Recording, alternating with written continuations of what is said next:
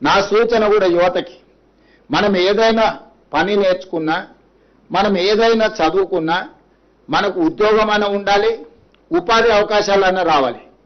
ఉద్యోగం రాని, ఉపాధి అవకాశాలు లేని చదువులు చదవడం వల్ల ప్రయోజనం లేదు. ఒకప్పుడు ఐటీ నిపుణులకు విపరీతమైన ఉద్యోగాల అవకాశాలు ఉండడం వల్ల ప్రతి కుటుంబంలో, ప్రతి గ్రామంలో అమెరికాకి వెళ్ళి ఉద్యోగాలు చేసే పరిస్థితి ఉండే.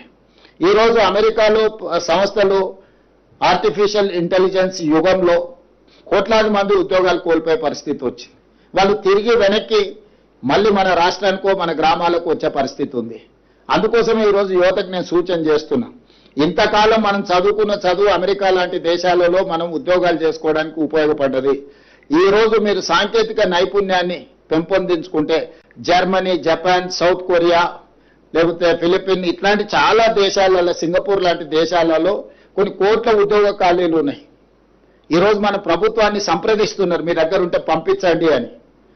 కాకపోతే మన యువత కేవలం ఐటీ, కంప్యూటర్, అమెరికానే భవిష్యత్తు అనుకున్నట్టుగా కొంతకాలం అట్లాంటి అవకాశాలు ఉండడంతో ఆ విధమైన ఆలోచన విధానంతో ముందుకెళ్ళిండ్రు తల్లిదండ్రులు కానీ పిల్లలు కానీ.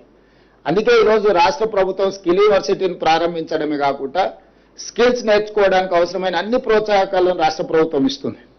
ఇప్పుడు మన ఫోకస్ షిఫ్ట్ కావాల్సిన అవసరం ఉంది.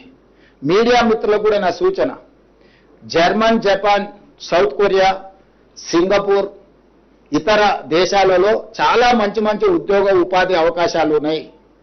జీవన ప్రమాణాలు కూడా అమెరికా కంటే మెరుగ్గా ఉన్నాయి. ఎందుకంటే ఈ దేశాలు నేను తిరిగి చూసి వచ్చిన, నేను ఈ దేశాలు చూడకుండా అమెరికానే గొప్ప దేశము, అద్భుతంగా ఉంది అభివృద్ధిలో అనుకునేవాడిని. కానీ జపాన్ లాంటివి, సింగపూర్ లాంటి, సౌత్ కొరియా లాంటి దేశాలు చూస్తే అమెరికా కంటే వాళ్ళు చాలా అడ్వాన్స్గా ఉన్నారు. అక్కడ ఉద్యోగ భద్రత ఉంది, బ్లూ కాలర్. వాళ్ళ ఆ దేశాలు బాగుందని చెప్తారు. ఎంతమందిని మీరు మీ దగ్గర నుంచి పంపిస్తారో చెప్పండి, నర్సింగ్ సైడ్ కానీ ఇతర సాంకేతిక పరమైన అంశాలు కానీ వీటన్నిటిని. అందుకే ఈరోజు మన యువతకి నేను సూచన చేస్తున్నా, మీరు ఫోకస్ షిఫ్ట్ చేయండి. సాఫ్ట్వేర్ ఇంజనీర్ చదివితే నీకు ₹1,00,000 ఉద్యోగం వస్తుందో రాదో నాకు తెలియదు, కానీ ఈ సాంకేతిక నైపుణ్యం నేర్చుకుంటే 2 లక్షల వరకు జీతాలు వచ్చే అవకాశం ఉంది. మంచి ఆ దేశాలలో ఉన్న వెదర్ కానీ, అక్కడ ప్రజలు కానీ, అక్కడ ఉన్న వాతావరణం కానీ చాలా చాలా అనుకూలంగా ఉన్నది. అందుకే వాళ్ళకు Germany language, Japanese language, Korean language అన్ని కూడా నేర్పడానికి ఈరోజు ప్రభుత్వం ఏర్పాట్లు చేస్తుంది, ఒప్పందాలు చేసుకున్నాం.